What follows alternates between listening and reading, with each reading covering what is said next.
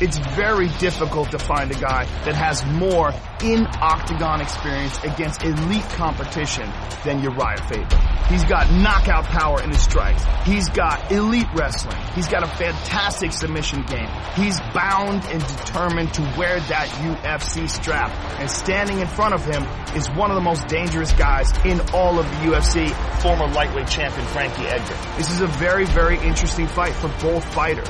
For Uriah Faber, it's an opportunity to get a victory over one of the most high-profile fighters in any division. For Frankie Edgar, a victory over Uriah would be a big feather in his cap. Uriah Faber is a huge star. UFC Fight Night. Edgar versus Faber.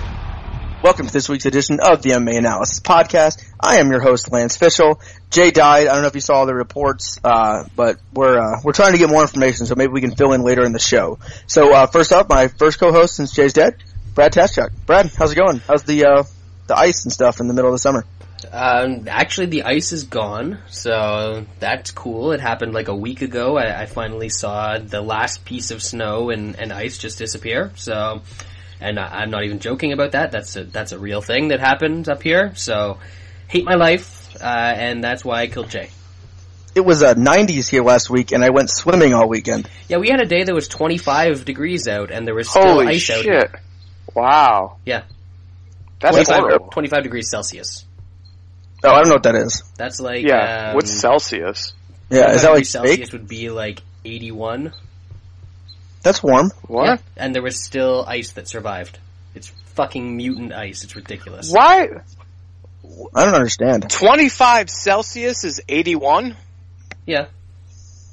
That doesn't sound right. So in the wintertime, is it negative 90 fucking Celsius? The coldest that I've seen this winter was minus 40. Damn. Is that cold? That is extremely cold. He's like, no, that's 65. I mean, in Nashville, we've gotten into like the negatives for Fahrenheit. Ooh. Like it gets cold in Nashville. Like we had like a full week or 2 weeks where it was like under 5 degrees. Minus 40 Celsius is minus 40 Fahrenheit as well. That's where the two scales meet. What? That doesn't make any fucking sense. So like, no, why don't you guys just switch? Why don't you guys switch? You're the only because your country shit in the world. doesn't make sense. 0 is freezing in ours. We're also the richest and most successful country, and we're super powerful, and we can like bomb anyone. 0 is freezing in ours. We could take Australia. That does right make now. sense. We could just take Australia and be like, hey, by the way, this is ours now. Australia's now America. And 32 is going to be freezing. We could do that. I think we're gonna take ownership of Anthony Parash. We're gonna bring his casket over here and he's gonna get buried here. So, alright, well, UFC Fight Night 65, we don't have a different first word. I know we got into it a lot last week.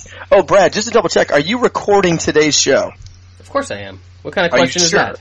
Are you sure? What kind of question is that? Yeah, that's unfair to even ask that. Are people going to hear this conversation? Well, that's a different story. They have to actually click on the podcast and listen, but I'm recording it. Okay, I'll allow it.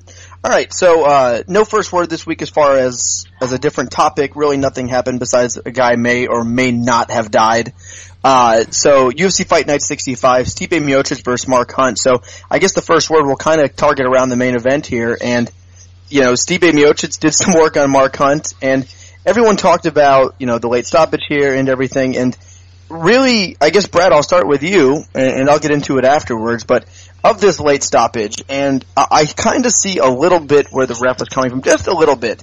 I mean, towards the fourth round, he should have stopped it, but there was no, like, completely knockout punches, so I guess that was the reason for his hesitation, though obviously completely disagree with it. But who do you blame most here? Do you blame the ref? Do you blame the doctor who talked to a Mark Hunt who seemed like a drunken sailor and didn't know where he was and said, okay, he's good, unless he throws offline punches, even though he hasn't thrown a punch in 10 minutes? Or do you blame the corner? At what point should Mark, like, everyone's watching this fight. It's the corner. Yeah. Yeah, everyone's watching the fight and sitting at home and going, oh my god, I feel so bad for Mark Hunt. Oh my god, stop this. And Mark Hunt's friends are like, go get him, Mark. Throw the right. So, Brad, Mark, you need to keep this fight on your feet. Alright, good luck. Brad, who do you blame in order? I personally go corner, doctor, ref. I think you're forgetting a very important person. The most at-fault person is Stipe Miocic. Throw some power, dude. Throw some heat. He was hitting him lightly on purpose, you could tell. I heard people saying that Stipe, it was his fault. He should have gone for submissions to end the fight. Because that's how fighting works. Yeah, that's something that somebody actually said with a straight face. So that's dumb. But I blame the corner first. I think the corner, it should be their responsibility to protect their fighter, have their best interests out there. Just behind the corner would be the referee to me, because obviously they're there to protect the fighter. As you said, there was no point where Stipe had him like incredibly rocked and it looked like he was gonna go unconscious or anything like that, but after the third round you could tell that Hunt wasn't offering back any offense, so he was asking for him to show him something, and Hunt sort of feigned like he wanted to stand up, but Stipe just pulled him back to the ground, and apparently that was enough for the ref to let the fight keep going, so that was pretty bad on his part. And then the doctor, I heard people saying that they thought the doctor did a good job, because he was like, can you honestly see, or are you lying to me? It's always 2 fingers. Yeah, exactly. Yeah, so, 2. I don't think the doctor did a good job as well. I think, Mark Hunt, his face was swollen. He wasn't offering anything. I'm sure that he wasn't making any sense in the corner when the doctor was talking to him. So, did you see the picture after? Oh yeah, that was bad. Yeah. So I understand that not very often we should ask for corner stoppages, but if we're in a 25-minute fight, and after that third round, Mark Hunt could barely get up, he didn't know where he was, he was obviously completely and utterly done at that point, where I would say there was no shot at all whatsoever of him winning that fight. The corner's gotta step in there. And Mark Hunt's always gonna say he can fight. Any fighter's gonna say that. I've never heard a fighter on a stool say I'm done. I haven't heard that. Unless a French guy did it, which is very possible. Chris Even did it. Did he? Yeah. Oh, that's what he did. Has a towel ever been thrown in? I know that Nick Diaz threw the towel for his brother after he got kicked in the head by Josh Thompson, but that fight was about to get stopped anyways, so that doesn't really count. But good for him. Yeah, I like that, but I understand the hesitance because, in a fighter, and especially a guy like Mark Hunt who can end fights instantly, but if you're his friend, if I'm there, I'm not just throwing the towel in. I'm jumping in the fence and tackling Stipe. Like, if my good friend is getting beat like that and it's fucking over, I'm just running in the fucking octagon, hitting him with a chair. Yeah. Like, as soon as it's obvious that your guy has no shot to win the fight, you gotta throw in the towel, and you can't let the fighter quit because he's thinking, oh fuck, I sure would like to get out of here. You can't let him think that, and you can't let him do that to himself. You have to do it for him and let him get mad at you, and then it'll be your fault, and then he can think, oh, I'd never fucking quit. You know what I mean? But he needed to get out of that fight. He didn't have a chance of winning. He was just getting fucking pounded. And the ref did let, 15 really light shots, whatever. His hand was there sometimes it wasn't, but he had no chance of winning. Like, the punishment he was taking was for no purpose whatsoever. He wasn't going to come back.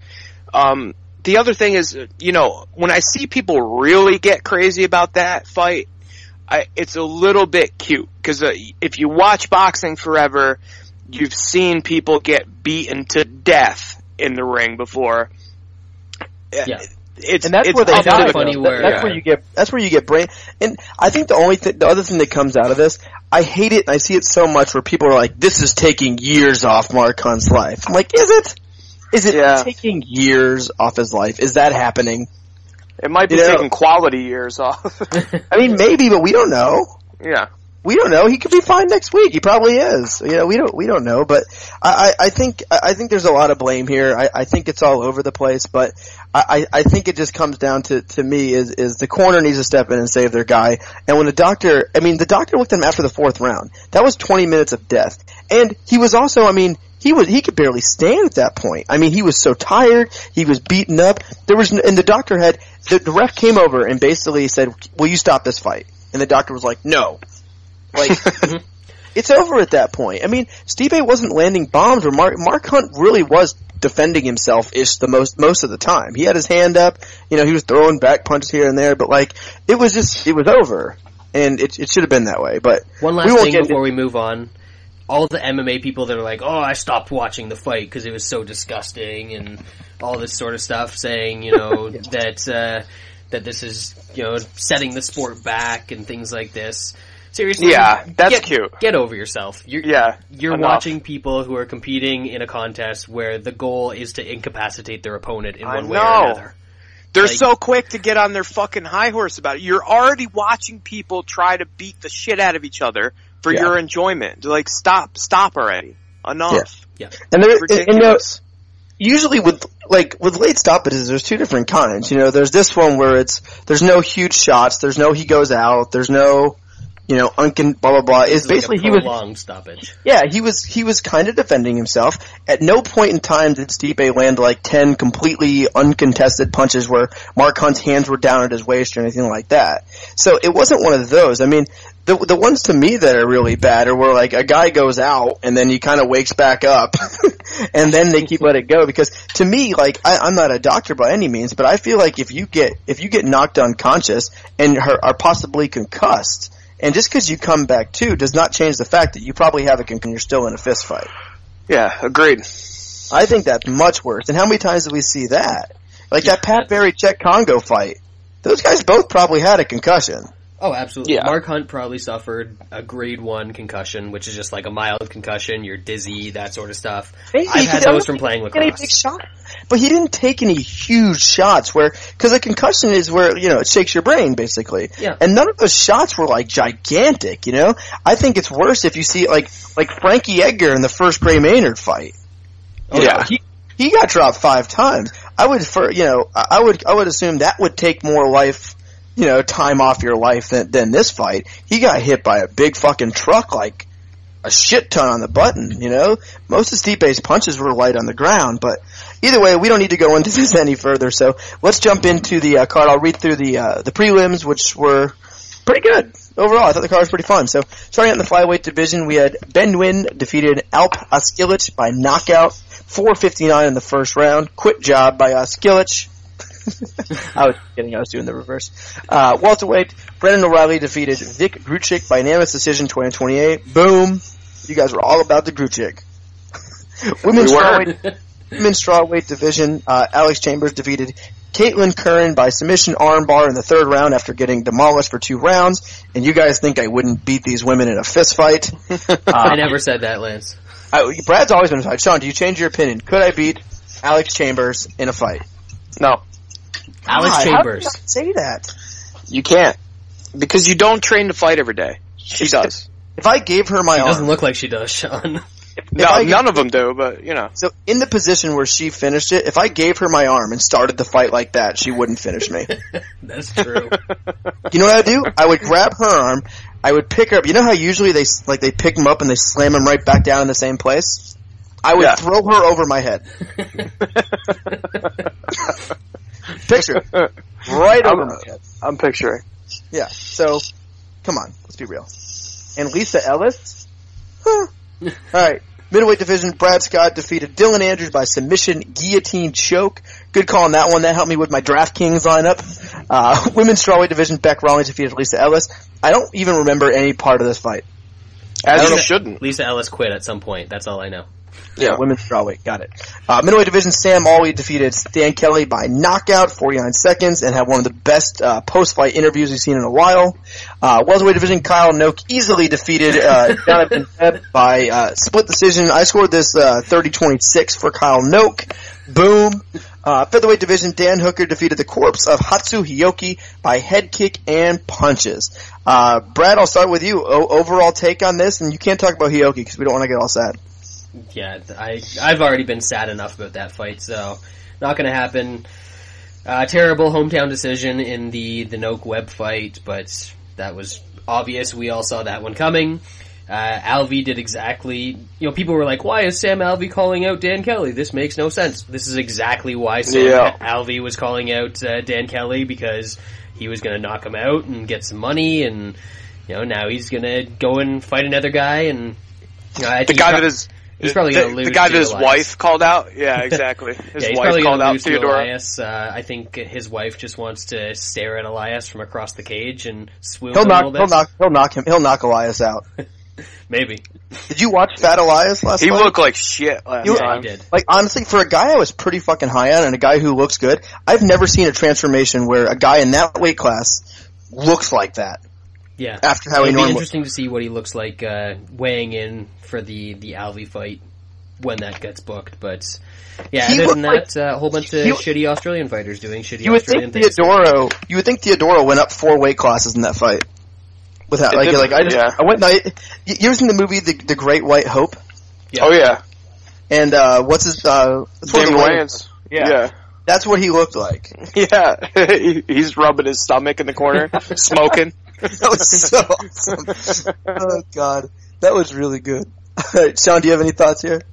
Yeah, I think that Alp never recovered from that first time he got slammed in the fucking head, and then that was where the finish came through. He tried to fight out of it, and he's just not that fucking guy, as we've seen twice in a row.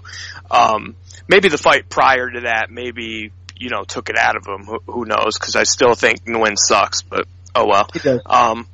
And I had Webb 30-27. I thought he So won did I. every round. Oh well. And the Alvey speech was actually pretty funny. It got a little long at the end, but only the second best after fight speech of the night, in my opinion. Who was the best? O'Connell's was better. Oh, that was good. Hey, That was good. how awesome is Ariel Helwani reporting? Ariel Helwani, like 11 minutes ago. I am told Bellator middleweight champ Brandon Hartley had a hard weight cut. It's unclear if he'll make weight. 10 minutes later, I am told he is on weight. Good. Fucking detective. Don't even talk. God. Go What to would we do Mangle. without this guy? God. Man. Ugh. Oh, so now it says, the CSAC tells me the reason the weigh-ins were delayed was because 2 fighters were late. Yeah, it was Halsley who was in the sauna. Yeah, exactly. Exactly. Pat Miletich. Not the UFC's fault. I was given bad info on Corey by his friend. Keep him in your prayers. God, I hate everyone. Alright, moving up to the lightweight division. I loved this fight. The hype train kind of ended here, and James Vick defeated Jake Matthews by submission guillotine choke. And to me, this is, Vick has a wicked guillotine. I don't know why we didn't, and no one looked at the Vick by submission. I thought that was kind of his only way to win, was kind of sinking in like a high elbow guillotine or something like that. I just never looked at it because I figured it would be low. I think someone said it was like over like 10-1. No. Yeah. What the fuck am I doing then? Yeah, because know, weren't you guys thinking Vic's only way was like stuff to take down and get to guillotine? Yeah, kind of rock him and slap on the guillotine from there. Yeah, a knee on the way in and guillotine. Yeah. Yeah, for some reason, none of us, not one person, even looked at that. Because that, like, sometimes fights like that where if like I'm torn on the favorite because I don't think he's that, it's a little overhyped, blah blah blah. Vic, what plus 1250, yeah. Oh my god. I hate myself. Wow. Yeah, Sean, that's usually one of those lines that you're on all day. I know, Jesus Christ. I don't even think I looked. I think I even said in the podcast like his only way to win would be a submission. I think someone else said that too. Yikes. I'm glad I didn't bet on Jake Matthews. I never bought into the hype. I mean, Vic isn't the greatest, but he's a tall, lanky, kind of lightweight, and Jake Matthews everyone kept saying it was a huge step up for Vic, but it was a huge step up for Matthews as well. Yeah. He's Australian. Yes. He's good looking though. Real good looking. Is he? Yeah. Yeah, he pulls all kinds of edge. Oh, he just hits everything. I bet he's got like all kinds of STDs. They even have doctors in Australia? Because I saw the one they had there and he didn't stop the fight. They have witch doctors. Yeah, you go to a Maori tribesman somewhere and he just, waves some smoky sticks around and does the job. But James Vick, yeah, he does this every once in a while. Like, he'll look like shit for most of the fight and then he'll slap on a guillotine or something and finish the fight, and that's what James Vick does. I don't even think he looked like shit. I thought he looked okay. Yeah, I thought it was okay. Every Bellator fighter has missed weight so far. Seriously? 3 in a row. I think 3 fights in a row. That sounds about right. Yeah. 4 fights in a row. Oops. 4 Bellator fights, and I don't think they've got to the main card, have missed weight. I don't Why get bother? it. Why do they show up? Sean, any thoughts here? No, we basically covered it. That was it. That was a knee on the way in, and then guillotine was how I thought he could pull it off. I didn't think he was going to get there. If anything, I thought he would get rocked and then get grounded, but 100% wrong. All right. Next up, we had Sean O'Connell taking care of quickly Anthony Perosh by knockout. And another line no one thought about. We all thought O'Connell was going to win in the first round by knockout. That was plus 450. Where we at, guys? I had O'Connell by knockout. In the first? No, not in the first. Yeah, the first round was plus 450. I thought he was going to get laid on a little bit, honestly. That's the thing I was scared about, but I think we all were on the straight. But yeah, that was a good win by Sean O'Connell. I know he's kind of Perosh is over the hill, but good for Sean O'Connell to get in there, get a big win. I mean, he's a fun fighter. He's always going to go in there and just kind of throw what you see in all his fights. So yeah, fun fight, Brad. Yeah, I've bet on Sean O'Connell a couple times now, so I think he's pretty decent, and I think this is probably the easiest we'll ever have a consensus bet cash. Yeah. Do we care who James Vick or Sean O'Connell are going to fight next? No. I vote just no. give Sean O'Connell somebody that's going to strike with him. Yep. Yeah, I don't think they're ranked high enough for me to give a shit. I mean, Vic has some interesting matchups out there. He's long. He is. Like, Yeah. What do you mean long? He's tall. He's rangy. Sean has tattooed his penis previously. That too. I tattooed a snake on his cock. Yeah.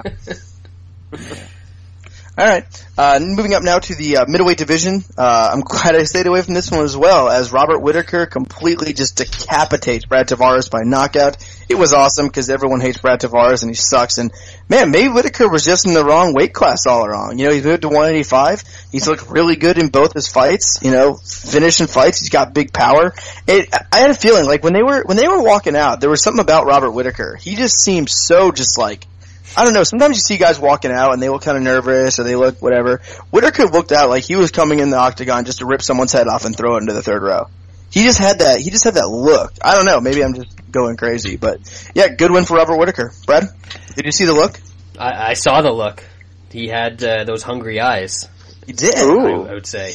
But yeah, I thought that, in his first fight at middleweight, I thought he looked a little bit small. In this fight, he looked like a middleweight, and yeah, he blew Brad Tavares' doors off. So I shouldn't be as surprised of that outcome as I was, because we've seen Brad Tavares get rocked before, and Whittaker is a pretty solid boxer. So I didn't necessarily think that the move to 185 would be a good one for him, but I'm kind of sold now. If you do recall, I did say, after I saw the weigh-ins, that Robert Whittaker and Kyle Noak were clearly on magma alert, and I think confirmed. Yeah. Yeah, Kyle Noak, his magma transferred over to the judges, I think. Kyle Noak didn't even look like Kyle Noak, he was so fucking yoked. More like Kyle Yoke. I just did that joke and you copied it. Sean, thoughts on Whittaker? Yeah, I mean... Oh my god, someone else missed weight. I want to believe, but I don't. I don't think we learned anything new from that fight. Besides that, I was completely wrong again. No, what? He's got a huge left hook. He punches hard. Okay. Still, I want to see him tested and not in a short fight. I'll believe after that. I'll believe after he does that in the second round. Perhaps. Who do you want to see him fight? Oh. How about Tim Bosch? Or how about a wrestler? How about the Barbarian? Bosch. No. How about a wrestler that can actually wrestle, you mean? Yeah, how about a wrestler? CB Dallway? Too chinny to not have the same thing happen that would just happen. Is he really that chinny? Yeah, he is. I was going to say Derek Brunson, Dude, but he's kind of same thing. He got rocked by fucking Bisping. Bisping can't punch. Bisping landed like 100 clean shots on him. Yeah, and wobbled his ass a bunch of times. Yeah, but CB gets wobbled, but he hasn't gone out in a while besides the whatchamacallit fight, Machida, but that's not really. I mean, give me somebody not so skilled but just super fucking tough. I'll take that. I can't come up with a name that matches that scenario, but let's do that. It sounds like you're saying a wrestler. So who's a good wrestler outside the top 15? Derek Brunson. Derek Brunson would fucking ham jam him.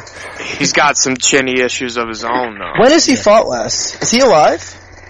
Sean, underwater, red-haired guy. Sean Herman. Yeah. Oh, apparently he's supposed Ed to fight Christoph Jotko next. I don't even think that's a real person, Brad. Why? Why? He's gonna kill that guy. That is pretty terrible booking. You guys want some bourbon? I'm drinking wine. Are you serious? We're on an MMA podcast and you're drinking wine? Yeah, Right. that's not very MMA, Sean. Yes, it is. Is it like homemade wine that tastes like dirty asshole or something? Yeah, I got it from jail. It's Pruno. Ooh, there you go. It's piss and melted checkers. Little toilet water, will ya? Alright, now we move on. That was a co-main, right? Yeah. Sorry, I'm making a drink. I'm not looking at my computer screen. So we already talked about the main event, so I guess we're done. This happens a lot, but this card was better than we thought, right? All these weird ones are better than we thought because we hate them going in. That's why. Yeah, and bad fighters tend to get finished in hilarious fashion at times. There you go. It's hard to hate a fight. Sorry, I'm dying. It's hard to hate a fight card when there's so many finishes. Yeah. Right? True. Alright, well I guess shall we move on? Anything you guys want to add? We shall. We have time. Hey, we've got 2 Bellator cards to break down. Oh, or not yeah. 2 Bellator cards, 2 fight cards. Oh, are they on the agenda? I wish it I was don't 2 know. Bellators. Yeah, I like this UFC Bellator main is card. on the agenda. There you go. You know, so I like this UFC main card outside of Philip Nover. I'm torn on that. Liking it or caring or betting? Or that fight. Betting it. Well then don't. Alright. Let's move on. So we start out on the Fight Pass card at 6 Central Time for me, AM. So we'll see if I'm up at 6 o'clock to watch Nolan Tickman versus Yao Ming. Yao Brad? Boy. Oh, this is Yao Boy? This is Yao Boy. It doesn't make any sense. His last name's like Zukaki. Yeah, but he's Yao, so he's Yao's your boy. Let me try the real pronunciation here. I think this is pronounced Yao Jiqua. Is that right? I think Jiqui. We should start having Anik do like name reads and then splice them in. And then I'll say it, so I'll be like, Yao Jiqua, and then Anik's voice comes in and goes, Yao Zara, whatever it is. Yeah. What do you think? That seems I'm into it. We had talked, this is completely unrelated, but we talked about doing old fight card recaps on off weeks and stuff like that, and then Front Row Brian went and did it, and it was awful, and... Did he do it? Yeah, him and Tom Lawler did a recap of UFC 100. I like Tom Lawler. Yeah, but the podcast was pretty bad. I didn't listen to it. He doesn't have the... I like Brian, but he doesn't have like the best voice, I would say. Not that I do. Oh, yes you do. Oh, thanks, John. Do you think I Sexy do? voice. Yeah. Really? Because do you remember when that guy told me the tan tits guy? He said he didn't like my voice. He said it was. I think he said it was whiny. It's stuck with you ever since. You can't shake it. He hated Jay's voice more, but he also said he didn't like my. No, voice. he hated Jay's letter grades. Oh, that's Yeah. right. I think I have a good voice. Yeah, What do you- I mean, what do you it's think? hard to judge it yourself because you always don't want to hear your voice. You know what I mean? Yeah, I don't listen to the podcast ever. I actually listen to our podcast more than most podcasts because Yeah, I actually find it entertaining to listen back to. Yeah, You it's guys pretty listen fun. to the podcast? I Sometimes. do, yeah. Does that make me like a bad person if I don't listen to my own podcast? No, I don't listen to it every week. No, you should just lie and say that you do. I mean, you know what happened. Yeah, Jay listens to it every week. there you go. Jay's I committed. probably listen to it. I might listen to it every week. I actually don't listen to MMA podcasts at all. I listen to the co-main event. That's all I listen to. It's really funny, especially when Stipe fights. Stipe! Yep. Yeah. Though it's hard. Sometimes I'll skip a few weeks just because they're so anti-UFC. I've never listened to it. Yeah, they're super anti-UFC, and I'm pretty sure Chad Dundas hasn't watched a fight in like 6 years. It's quite possible.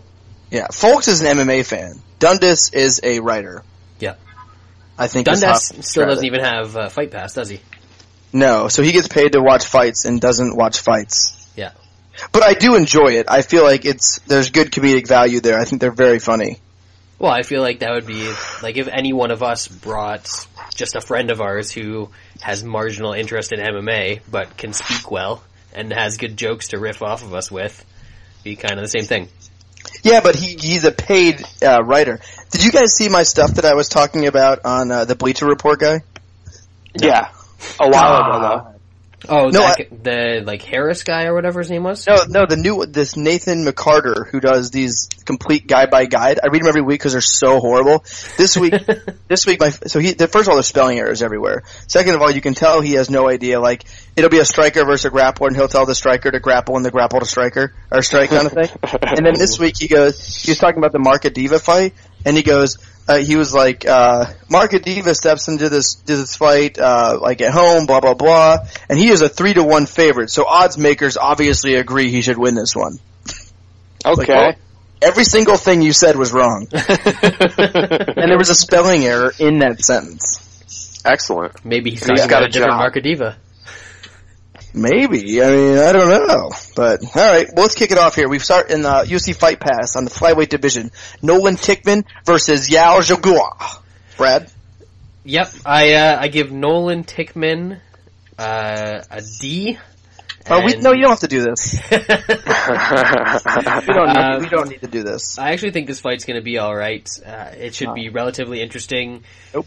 I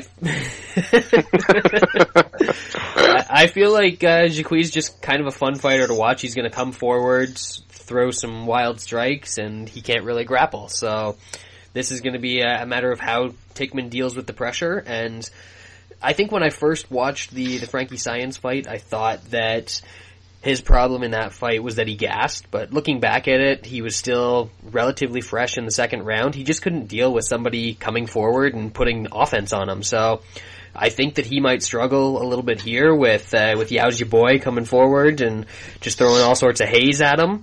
And I don't think that he is well-rounded enough that he's going to go for a whole lot of takedowns to control the fight. So I can actually see Jaqui pulling off an upset here, but I think I'm not going to bet it just because I can't trust a 1-2 Chinese fighter who kind of sucks. But if I was forced to bet it, I'd probably lean that way. Sean? Yeah, I think when you're talking about this kind of card, this kind of fight, but basically this entire card where you've got guys who are 1-2 and 4-2, they're fighting each other, you got to break the fight down into generalities because you don't really know what the fuck they're going to do. They could do something completely different from what they did last time just because they're so inexperienced. And when it comes to the Asian guys, they're even less experienced, especially in terms of their competition. In this case, I think that Tickman probably has... What? Richmond missed weight by 3.5 pounds. Holy shit, and he's a little guy. That's a lot. I already bet Dantas. Yeah, I bet Dantas too. That's going to shoot up. Anyway. It's already 215. Tickman's got a lot of firepower. I think that'll be a problem for Yao. And I think if it does get ugly and Tickman does start to get backed up and feel it and get hit a little bit, then he will switch to takedowns, and I think he can ride out a decision from there. I think the deciding factor in this fight is just Tickman's ability to wrestle a little bit, and Tickman's punching power should probably put him to a decision here. Also, he missed weight by 3 pounds as well. Yes! Yes! So there's 12 fights. I think 7 people missed weight. I love it. Halsey missed by 3 pounds. He's gonna fucking gas out. You want that percentage to be as high as possible, right? I don't think you can gas out in 30 seconds. It's not gonna happen. He's gonna punch Grove once, he's gonna turtle up and then just poop himself. That's totally possible, but if he doesn't, he's in deep shit. So literally every fight, I think, missed weight. That's crazy. Damn, the only bad thing about that is it means that Kendall Grove won't be Bellator middleweight champion. Oh no, that's sad. Alright, so I don't care about this fight. Cool. Alright, next up, flyweight division. Rolaids Saengchuan. Saengchuan. Yeah, Rolaids versus John Delorora. Brad? That one's not even hard. I had it scrolled down. I only saw John D. And I went for it. Alright, that works. I like your commitment, Lance. Yeah, you know. I always thought it was Rolo Saengchudashan, but apparently Rolaids is the correct pronunciation, so thank you for that, Lance. He trains with Jambalaya Tuxedo. Does he? Oh, yeah. I don't know. Well, he should. Maybe. Either way, I don't think he's going to do too well in this fight. He got out-wrestled by Richie Vaz difference in his last fight, and I think that's kind of a bad sign because I think he's going to get outstruck by De Los Reyes in this fight and not really going to be able to turn to his wrestling. Sanchez Dashin has some good kicks and stuff like that, but he doesn't have the highest outputs, and De Los Reyes looks like he's got some power for the division. He's aggressive. Kind of worried about what his cardio is going to look like if this gets into the second and third round, but I do have to side with him for the pick.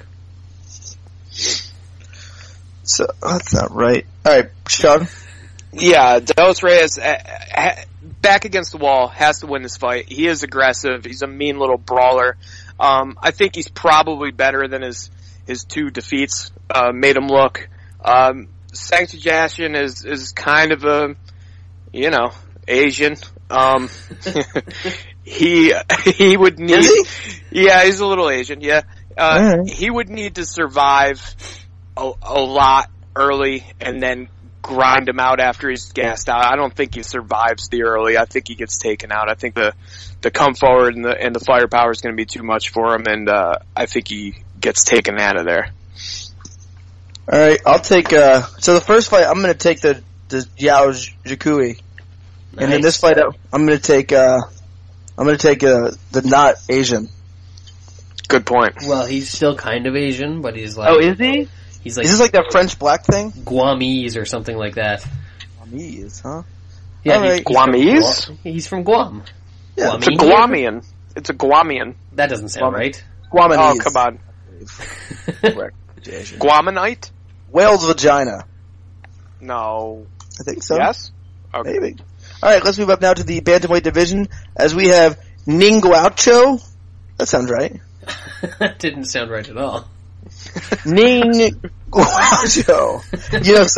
Sometimes I do training with a team in Singapore. So I'll get on like WebEx with like 30 of them, and their names all come up on the screen, and I have to like mute my headset. It is. I just looked up Guam on Wikipedia. It is Guamanian.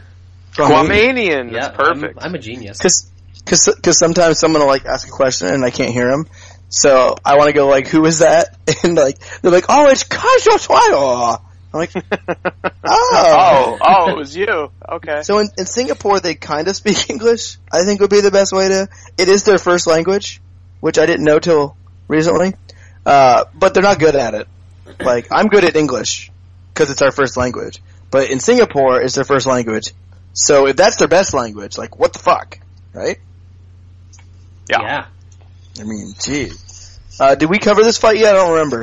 Nope. Alright, no, Brad? You got as far as the name. This is the people's main event. I mean, you have a guy that won Tough China against Royston Wee, the pride of Singapore. Yeah. Yeah. Royston the 5'9" Wee, as I like to call him. I know that. Yeah, because he like rapped with Eminem back in the day, right? Royston Wee right. did. Yeah. That's right.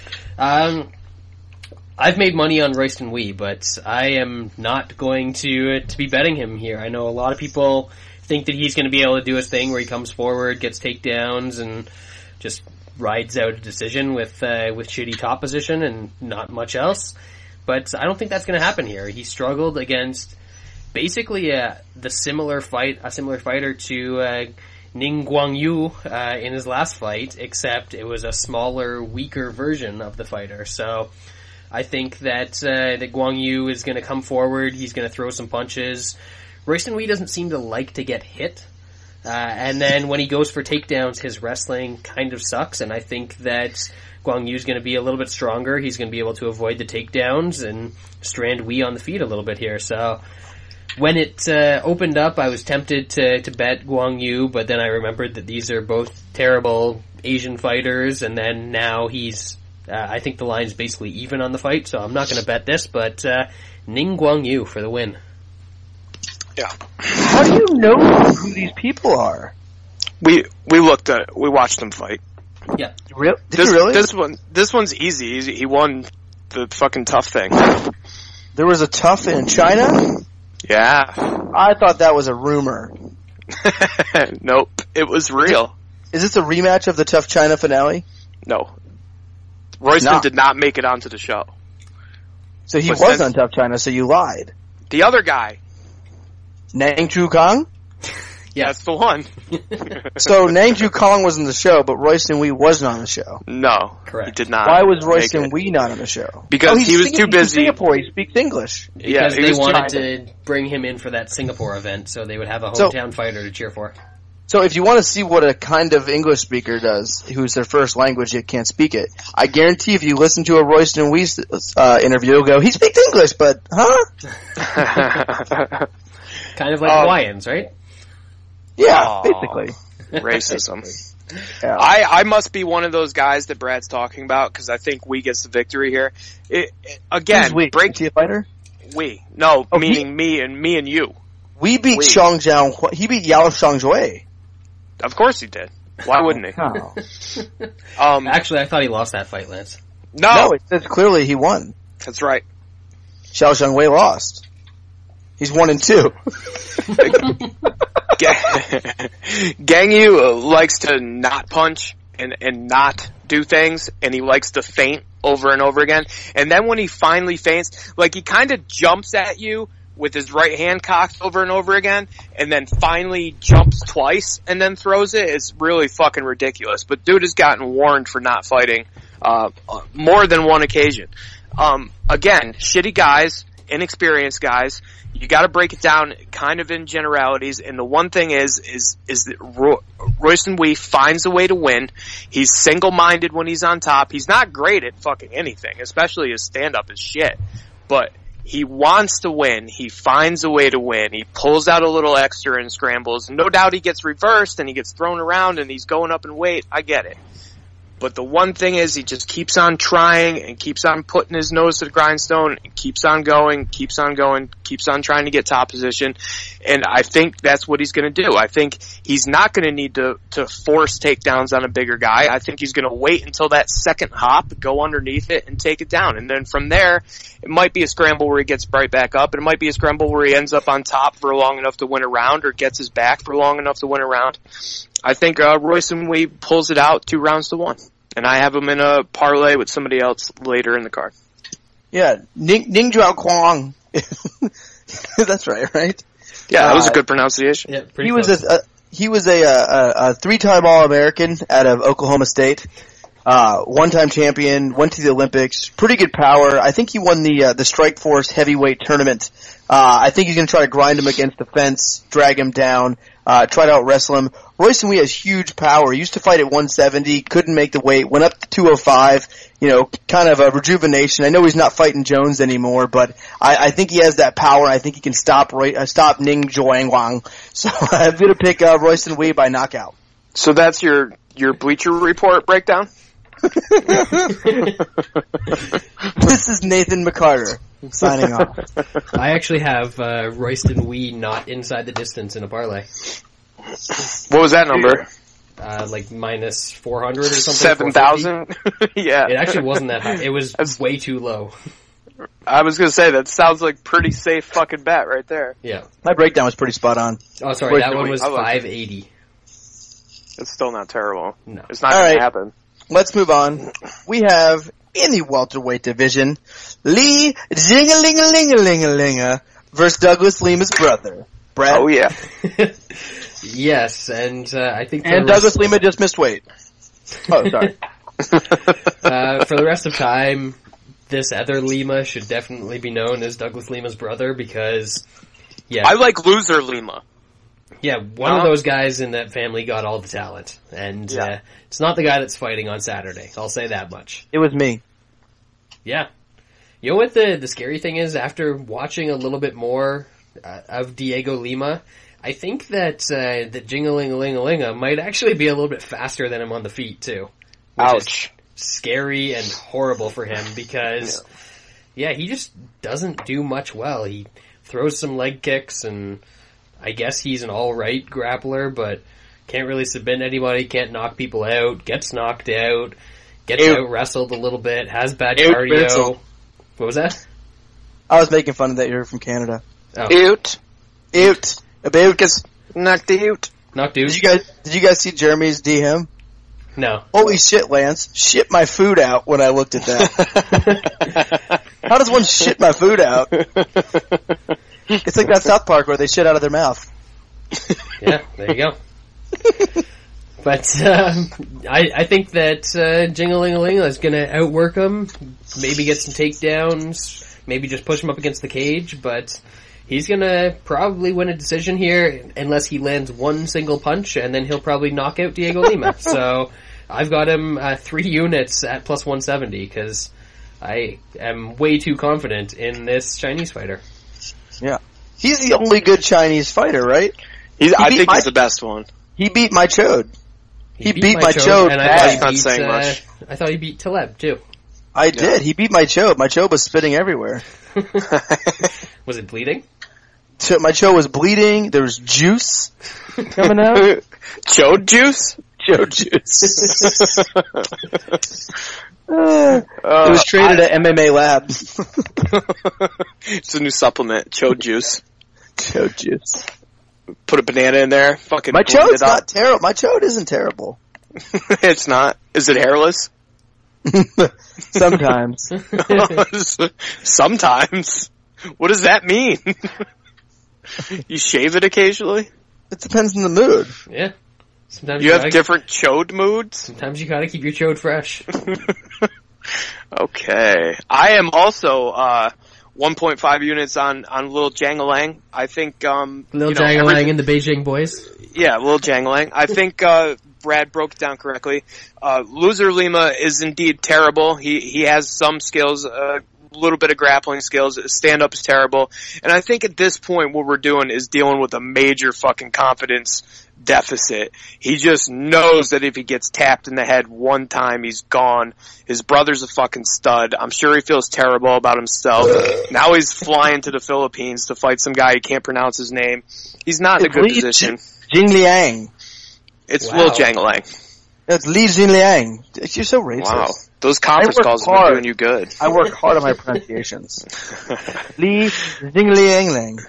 So on the off chance that Lil Jingliang lands a shot, we know what happens there. It's like a rapper. Yeah, he's a rapper. That's the joke, Linz. Yeah. Oh, is it? Thanks for finally catching up on that Lil one. Jingliang and the Beijing boys instead of the East Side boys. Mm. You got it? Lil Jingliang, the motherfucking East Side boys. No, motherfucking Beijing boys. DJ Dima de Guaylo. Oh, that was good too. That sounded real. That means DJ What's Up in the White Devils. Oh. Yeah. Really? Yeah. Alright, so we know what... Devil? How dare you. So we know what happens if Jingliang lands a shot, but let's throw that out the window.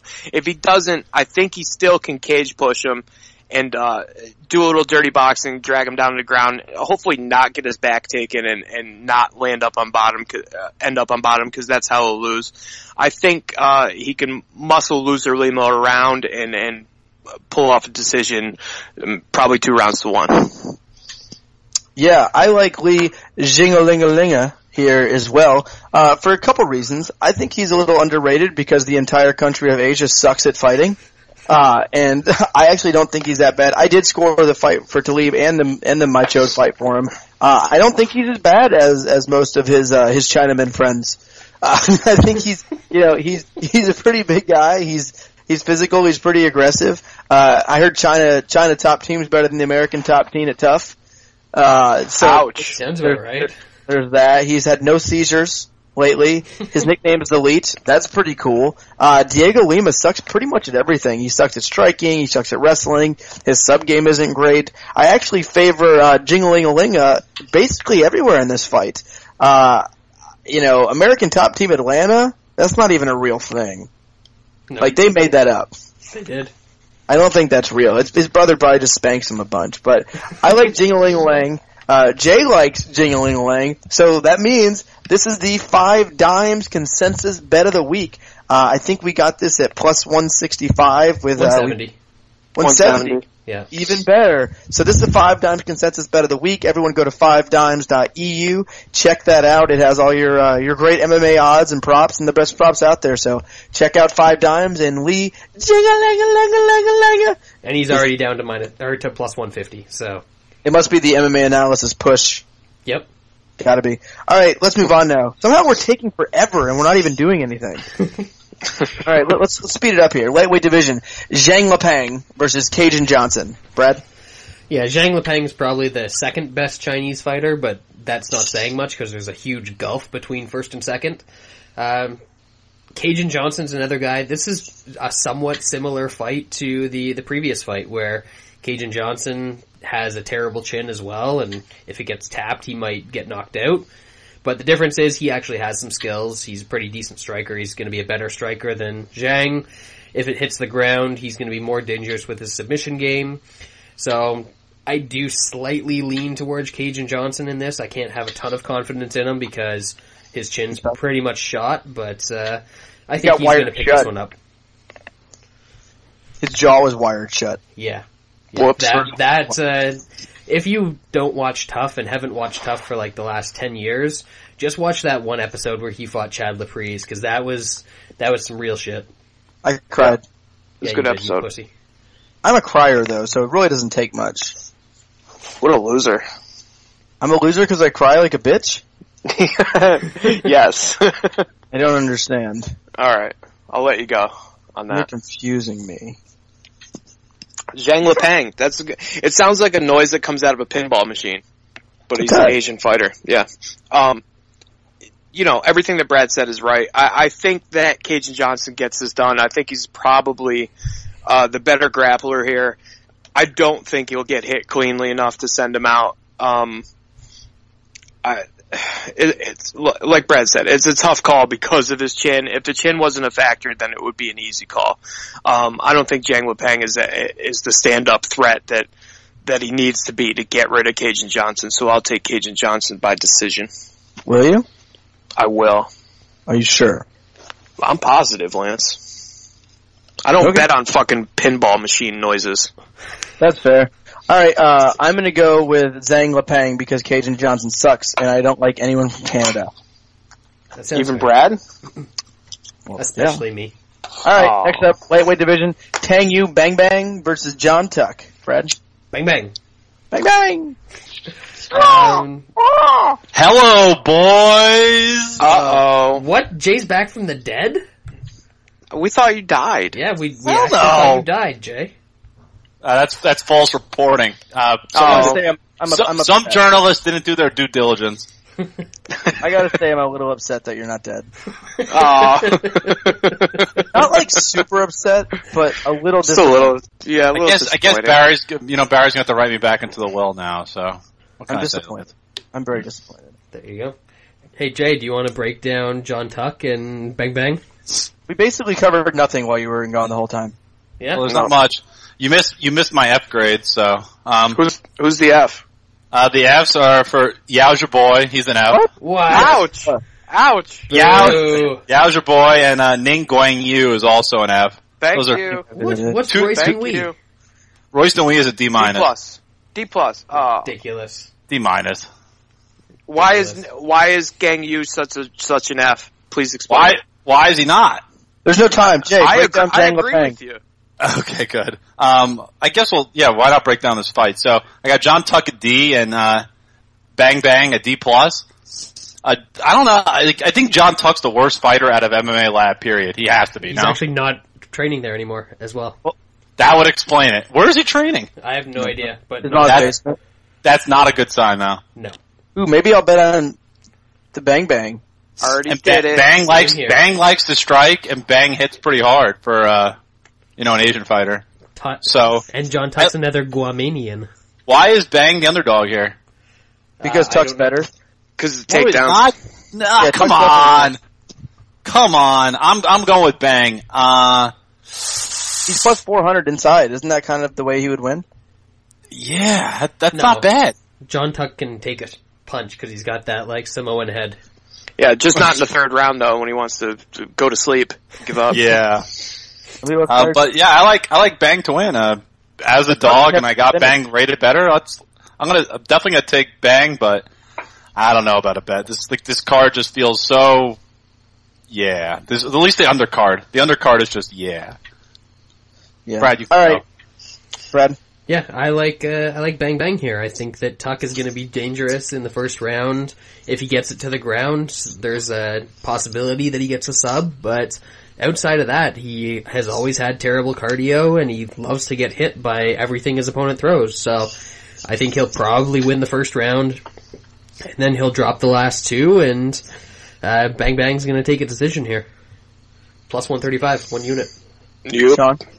Yeah, I think Tuck, when you have such terrible cardio, but you come from a gym, at least previously, that everybody has great cardio, it's a mental issue. It's a you're shitting yourself issue. And we've seen him do it. There's proof. He doesn't have it. Something just rushes out of him. He must be so wire tight during a fight that he just burns himself out.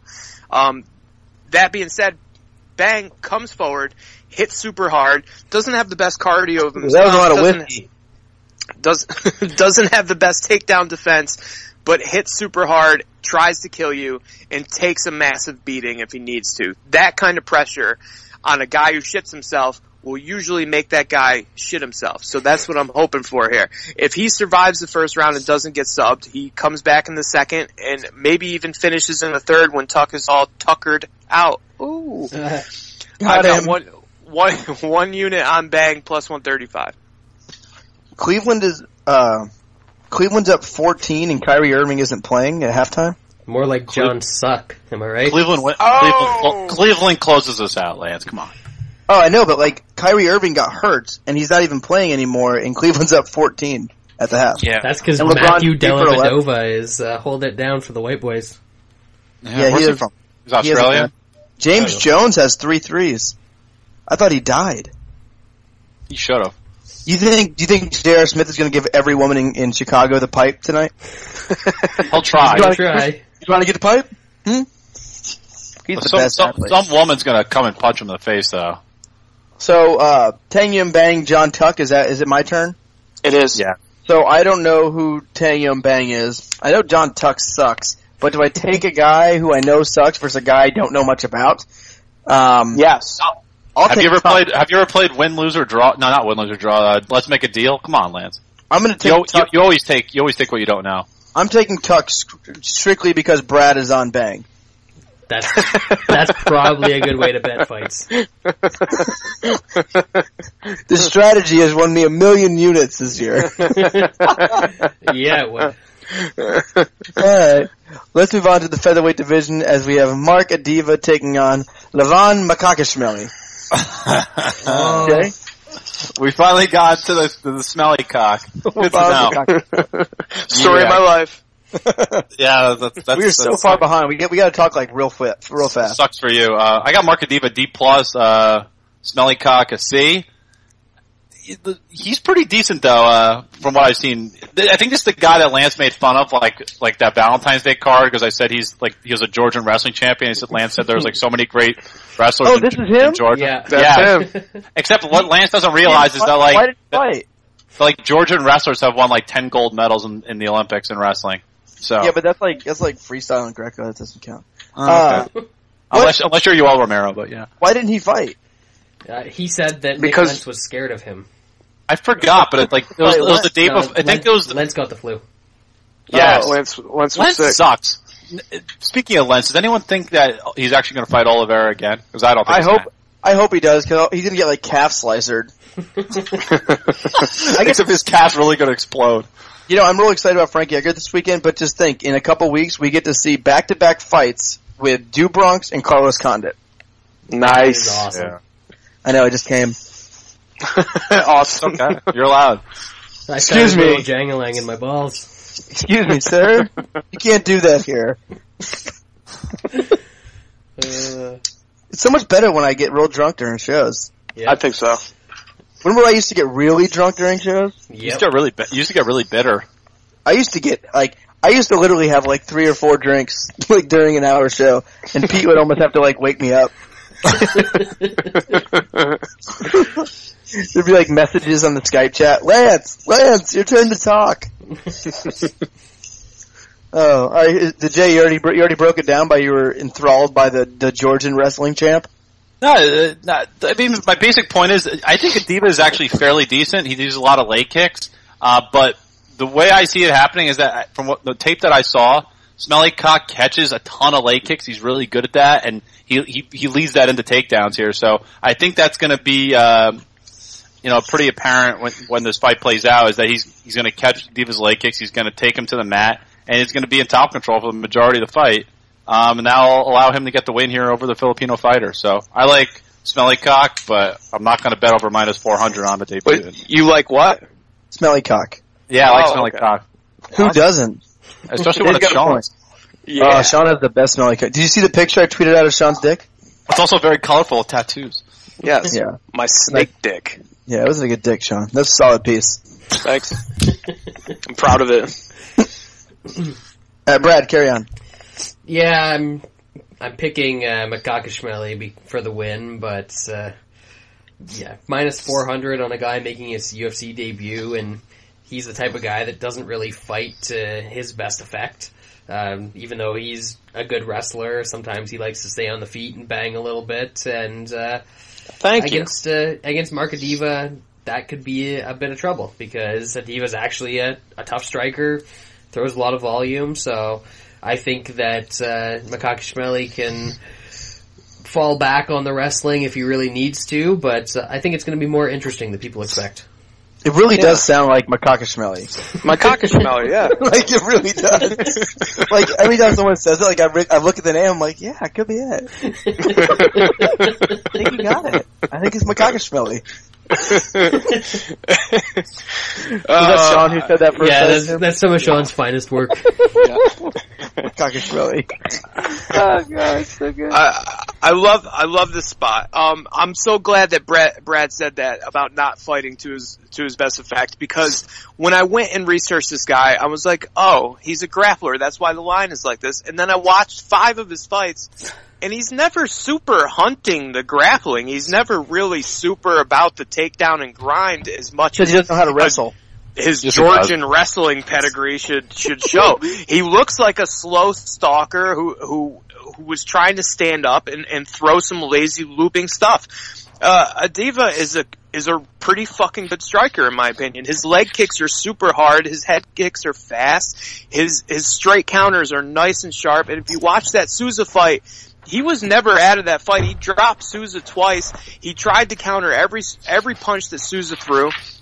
He was very sharp. He hurt Souza twice and dropped him. I think, in hindsight, Souza looking legit now. I think that means more than it should. So now you've got a debuting UFC fighter on short notice, on the road, coming in to fight somebody who can definitely hand him his ass, with the judges, most likely on his side. I think it's a great spot for a plus 325. So I've got 1.5 units on Adiva. I just hope that he can keep his back off the mat for long enough to win the fight. Yeah, Sean sent me so many DMs about this fight that I eventually just gave up and bet on Adiva. Literally, that's how it happened. Sean, that happened. Yeah, that happened. He sent me like 10 messages at the end. He was like, you don't know who this guy is or watch any tape on this, did you? I was like, no. Nope. And Lance was like, nope. I think one point I go, is he fighting this weekend?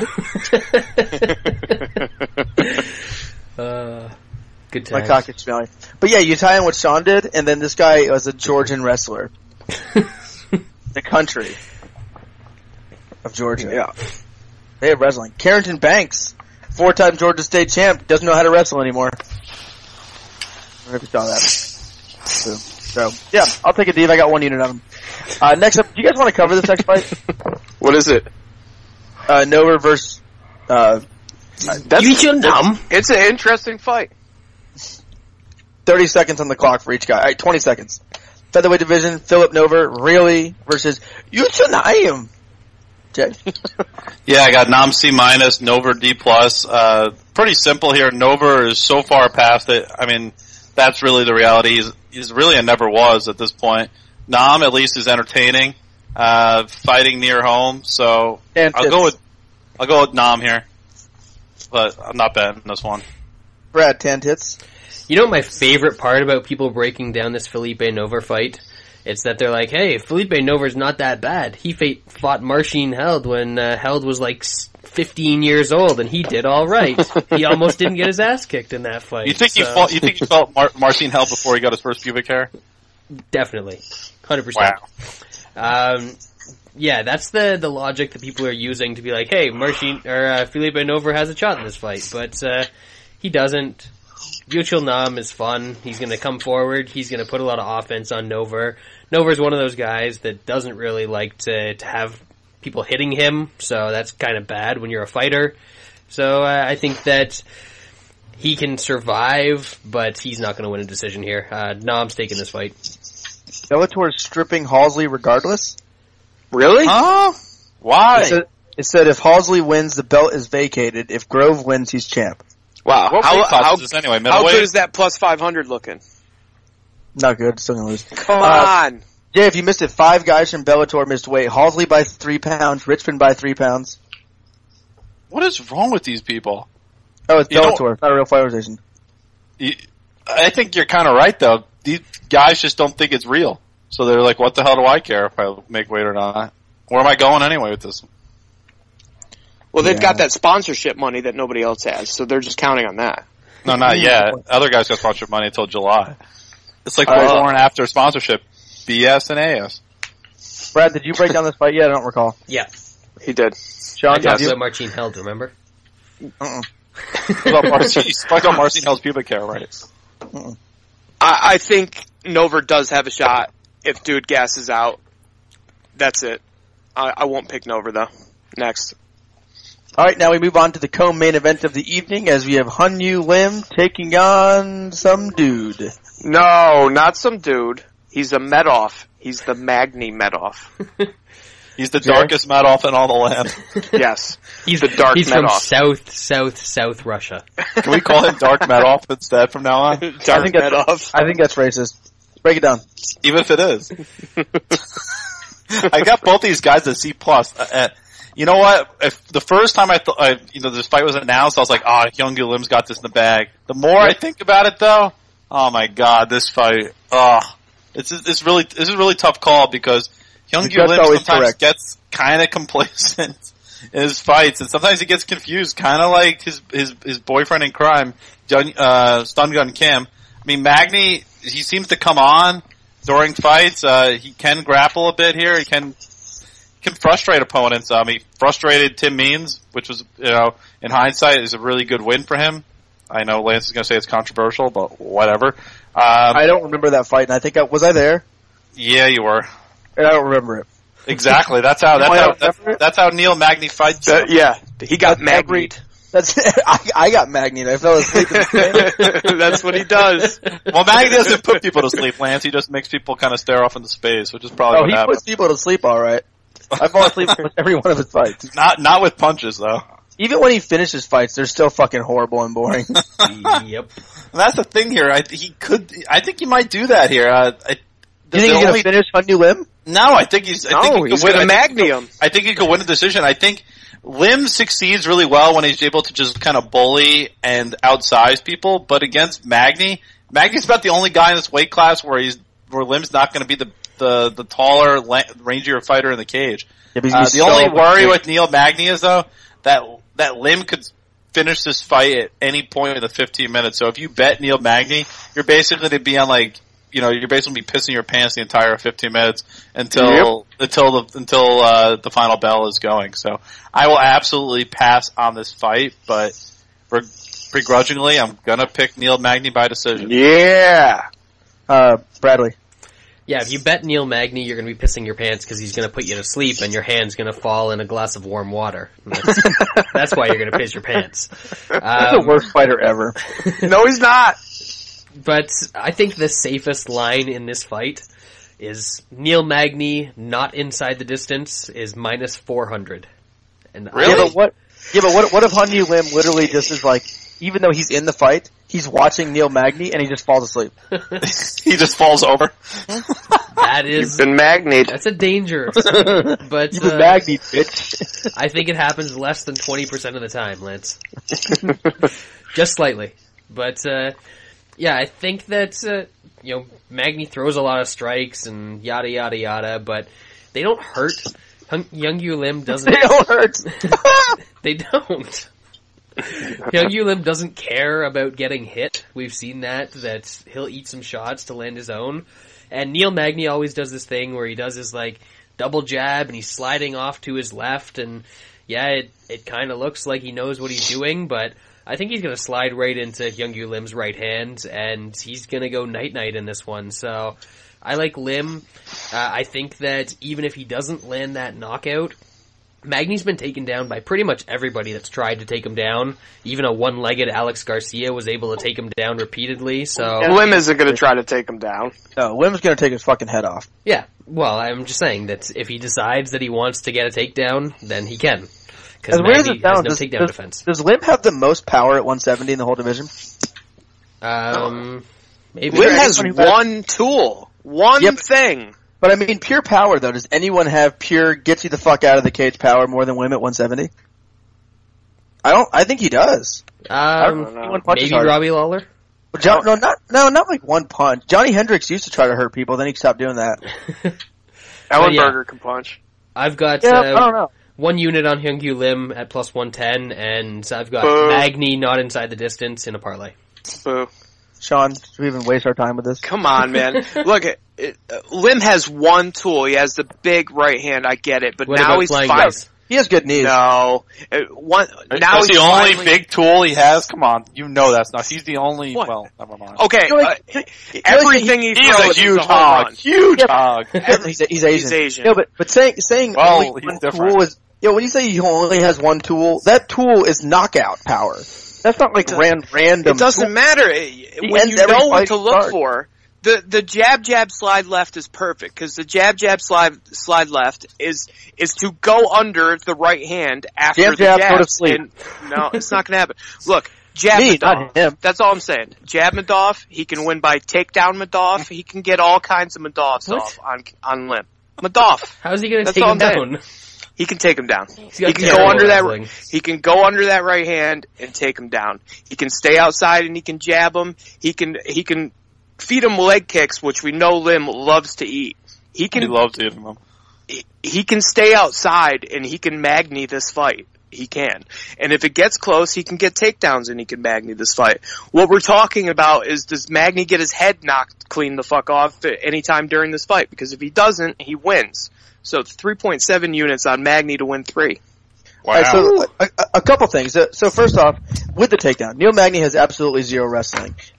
He gets wrestling a lot of time when guys tire out, and also That'll happen.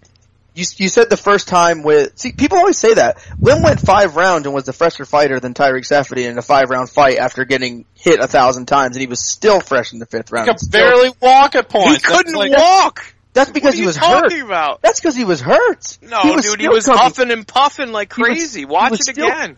Yeah, he almost finished Safdie late in the fight after getting beat down and walking on one leg, and he was still fine. And also, Magny fights has mostly fought guys who aren't very big. He's fought pretty small fighters for the most part. Lim is gigantic. He might be the biggest 170-pounder in the UFC. He is absolutely gigantic. He can match Magny with length, he can match Magny with height, and he's way bigger. Magny wins his fights with his jabs and keeping distance, but he hasn't fought a fighter who's nearly as long as him outside of Tim Means, and Tim Means looked like he just got out of a bar when he walked into that cage that night. Literally, he was drunk. It was fucking awful. And Tim Means isn't exactly a big 170 as far as strength. I mean, the guy's fought at 155. Lim would have to cut his fucking leg off to make 155. I think Magny's time is just over. He's fought a bunch of losers. He literally has fought the biggest ragtag group of losers I've ever seen. His biggest win was Alex Garcia, a fight that he clearly lost, and Alex Garcia had a torn ACL. What's Lim's biggest win? Tim Means. What's Lim's biggest win? Pascal Kraus. Oh, that's way up there. Lim also Tim went Means is 25. a better win than Alex Garcia. Hyun Lim also went 25 minutes with Tariq Safdie. Far better kick than Magny. and almost finished Safdie. Yeah, but he didn't. He just got treated like a punching bag instead. He just got leg kicked 1,000 times and fell over. But you're comparing a good fighter in Tariq Saffiedine when he shows up. No, you're trying to tell me that the Saffiedine fight was good. You're trying to tell me that he looked good for the Saffiedine fight. That was one of those fights where I think kind of like Stipe versus JDS, where a guy can lose but still looks good. I thought Lim looked good in that fight. I did. He did nothing for 4 rounds, and then he's like, "Well, I might as well push." And Saffiedine was tired. I think Saffiedine was tired from lifting his leg and landing against Lim's legs for like 400 times. That's what happened. I think Lim probably has the cleanest power in this entire division, and I think Neil Magny is going to get knocked out because I think Lim has more power than Mike Ricci. The cleanest power? What the hell is clean power? It's clean knockout power. One punch, right in the chin, just clean. Not Tyron Woodley hits a lot harder than he does. I disagree. I disagree with you. I disagree. I disagree with both of you. Woodley just kind of wings his punches and puts his hand down and throws. Lim actually has, like, good striking. I would never. What about Johnny Hendricks' power? Well, I haven't seen it in 3 years when he decided he didn't want to punch anymore. Exactly. Johnny Hendricks used to, but I literally haven't seen Johnny Hendricks throw a power strike in like 3 years. What was the last time Johnny Hendricks tried to knock someone out? It's been a minute. Yeah. Yeah, that was like, what, 3 years ago? About, yeah. I don't get it. It was the last time St. Pierre fought. Mm-hmm. No, the time before that. That was when St. Pierre came back versus Condit. Yeah. Anyway, I like Lim here. I think he's going to knock Magny out under 2 minutes. I got 2 units on Hanyu Lim here. And even though Magny is black and Hanyu Lim is Asian, I think Lim has a bigger penis. All right, let's move on now. Middleweight division. Mark Munoz versus Luke Barnott. Jay? Munoz. I think it's a pretty simple fight to break down. I got Luke Barnott C, Mark Munoz D+. That's the sad case of Mark Munoz. Yeah. Here's the thing, Lance.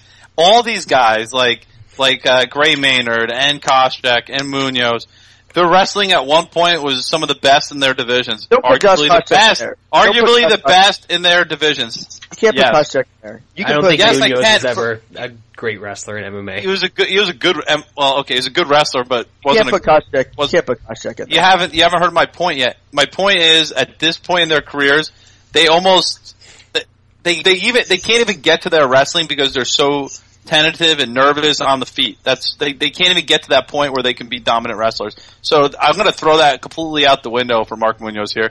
And Barnott's size is going to cause so many issues for Mark Munoz that he's really not going to know what to do. And Barnott's going to land a couple shots, and Munoz is going to go to the canvas, and Barnott's going to finish him. I think in the first round. I don't think Munoz really has a chance in this fight. It's a pretty good line at minus 160. I haven't bet it yet, but I'm very, very likely going to. Brad? Yeah, I guess I kind of have to side with Luke Barnott here, even though he's stupid and likes to give fights away. He shouldn't be able to give this fight away, because Munoz is just that far shot. One thing I will say is that if Munoz can get inside, now you've got me saying it too, Sean. Yeah, Munoz. If he can get inside, I think he can toss Barnett around a little bit, and if this hits the ground, he does have that good ground and pound, and he can rough him up, kind of like he did to Tim Boetsch. So we'll see what sort of shape Munoz comes in, because he sold his gym. He's been training at a whole bunch of different places, so that's probably not a good sign. We're probably going to see Chubby Mark instead of Magma Mark. But I kind of miss Magma Mark Munoz. It was a fun run while it lasted, and I think this is going to be one of the guys that actually stays away from the sport after he's retired. And such a good guy. Yeah, he's good people. But you think he's going to stay away from the sport? Why? That's why he sold his gym. Sold his gym. If he was going to stay in the sport and coach, he wouldn't have sold his gym. Yeah. He sold his gym because he said that if he stuck around the sport and was coaching and stuff like that, he'd want to get back in there and fight. Yeah. He's a good fucking dude. Anyway, Sean? Yeah, Munoz. I think... Munoz. Munoz. I think the problem is that he's a head case. We thought he was done once, and he showed up and just Donkey Konged the piss out of Tim Boetsch. I think he has. I think he has the possibility of doing that again, especially against somebody like Barnott. It's just you can't really think it's going to happen after all this. You don't know the retirement, how it works on him. The retirement motivates him to look good on the way out in the Philippines, or the motivation, there's none at all because he's done no matter what. It's tough to tell with a head case. If it was somebody who just went nuts and guts the whole time for his whole career, you could count on him to just go nuts in this last fight and try to go for the kill. If you listen to his interviews, he's, I'm going to test Barnett's chin and I'm going to do this. And, you know, if he goes out like that and wants to put on a real fight, he's going to get knocked out. He can't take any shots anymore. He just rolled over and gave it up against Carnero the last time out. This fight's really about Munoz and not so much about Barnett. I think he's done, and I think Jay's right. I just think he's going to go out with a devastating first round loss. I have the under tied to somebody on the Bellator card. Munoz. So I'm picking Luke Barnett here. I'm not betting this fight. I would 100% bet on Luke Barnett here because I think Munoz is completely done. I think he doesn't. I don't put him in as much. I put him more in the Craig Maynard kind of done, like completely done. But Barnett's from the United Kingdom. Yep. And 5% of Munoz's washed up wrestling ability could take him down. 5% of it. I don't know. He's from Barnett might be the worst wrestler in the entire division. And when Munoz says, I want to knock him out, Munoz isn't the guy who just stands, even when he wants to knock you out in his heyday, he's not a guy who just stands in front of you and tries to knock you out. When he says, I want to knock you out, that means he wants to take you down and pound your fucking face until it falls off. So I would be hesitant on playing Barnett because I do feel like Munoz is going to be juiced up. I think he's going to be completely roided out of his fucking mind for this fight. Because why the fuck not? Magma Mark. So I think he's going to come out absolutely juiced to the fucking gills, and I think he's going to come out the first round, try to get a double leg, try to get him down, and if he gets him down, he can 100% finish Barnett in the ground. He's just going to go fucking wild. He's going to gas out in 4 minutes. If he doesn't get that and he doesn't get knocked out, then he's going to be done after that anyway. Barnett has good cardio, and I think he would absolutely cruise in the second or third round, but he's from the United Kingdom, and they can't wrestle anything at all. Like Bisping can. He's the only guy from the UK who has decent wrestling. Maybe Robert Whiteford, but it's too early to tell. I don't even know who that is. So Isn't that the guy who got judo tossed by Jimmy Hedges like 6 times? What about Duffy? I don't know. We don't know yet. They can wrestle. We're talking about real fighters. But Bisping is really the only one who's proven. He is. And Brad Pickett. Would it shock you? Offensive wrestling, his defensive wrestling's terrible. Barnett is also super, super tentative in most of his fights. He likes to stare you down and then complain about decisions a good bit. So it wouldn't surprise me if Barnett's a little tentative, Munoz comes down, gets a takedown, gets on top of him, and pounds him out. It wouldn't completely shock me. I understand why the line's low. Everything points to Munoz getting finished in the first round, but at the same time, you don't know because of the wrestling. So I'm going to pass in this fight, but I'm taking Luke Barnett. If I'm having a good night up to this point, I might take Munoz by knockout at plus 500. For shits. Yeah. Alright, let's move up now to the co-main event of the evening, as we have the sleepy one, Gegard Mousasi versus Kostas Philippou. Jay? I'm sorry. Oh, Barnett TKO is plus 190. I'll think about that. But, yeah, I got Gegard Mousasi. I'm sorry? Barnett could submit him. Inside's plus 110. Yeah, Barnett could 100% submit him. That's plus 465 for the sub. He knocks him down, he jumps on and chokes him out, or he grounds and pounds him. It could be either one. So it's kind of hard to play those. Or maybe he knocks him down and raises his arms and walks away, and Munoz comes back and takes him Donkey Kong punches. I'll tell you this, I will 100% be rooting for Mark Munoz. Oh yeah, absolutely. Yeah. If you're not, you have no soul. Yeah, like Jay. Pretty much like me. I got Gegard Mousasi B plus and Kostas Philippou a B minus. I mean, yeah, Mousasi's better striker. You know, certainly more talented. Philippou hits harder. It's hard to see Philippou win. But I mean, man, what is Mousasi minus 650 now? I mean, it seems to kind of gotten out of any sort of range that I would consider betting it. I just really don't have a desire to bet on this fight. But like I said, I think Mousasi is a clear class above Philippou, so I think he wins. Probably decision. Brad? Yeah, these are two guys that I've never been as high on as other people, so I'm definitely not betting Mousasi at minus 650, but at the same time, I don't think that Philippou really has the tools to beat him. His one good tool is his boxing and his power, and Mousasi has a very good chin. So I think that Mousasi's probably gonna jab him and leg kick him and win a decision here, but I don't understand how people can lay this price on Mousasi when he could just go out there and stand there for 15 minutes. For sure. Sean? Yeah, I don't think anybody who listens to this podcast needs either one of these two guys broken down for them. We know exactly who these guys are. Mousasi, it's like Gunnar Nelson, like this sleepy kind of, oh, I'm fighting? Oh, okay. Like, this doesn't get you far. You've got to have your shit together. And I'm not buying that you're like an ice cold killer. We've seen you come out and just stand there and look like your face looks like you've been sleeping. It doesn't work out. He is the best UFC.com photo ever. It was like they literally like shook him and he woke up from that room. This fight is too dangerous to lay that kind of price because he could get just upside his head a couple times, and chins eventually go. Mousasi isn't young. That being said, I think, like Brad said, this is a jab and a leg kick, 3-round decision, 30-27. Too dangerous to lay that price though. Yeah, I don't know. I've seen a lot of people like just throwing Mousasi in a parlay like it's a foregone conclusion, and like everyone's pointed out, he literally just doesn't show up sometimes. He's just there, and he's coming. He's at the point where I don't think he's really ever going to get back to like a title shot or anything like that. Getting finished by Jacare, how many good guys are at middleweight? I don't think Mousasi has that. Has a chance to get back to the title shot, and a guy like him, it just seems like he's never fully motivated. Now that he doesn't really have a shot, like, how motivated is Gegard Mousasi really going to be moving forward? And Costa Philippou does seem like a guy who still has a lot of fire, and, I know it's a year ago, but, he's coming off a knockout win, and if Mousasi has his hands down a little lazy, Costa can definitely catch that chin and put him out, and I feel like this is a fight where Mousasi's going to stand around, and Costa's just going to fucking go for it and try to land bombs on him. So, more than likely, I think Mousasi takes him down, wins the fight. But at minus 650, I don't know how people are so confident in that.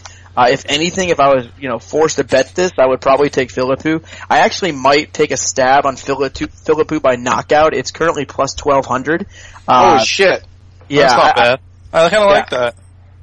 I kind of feel like at that price it might be worth a stab, just because I do think there's an off chance that Mousasi shows up with nothing, and Costa Philippou's more than likely not going to win a decision, and I think at plus 1200 it might be worth a stab. So I'll probably add that to my card.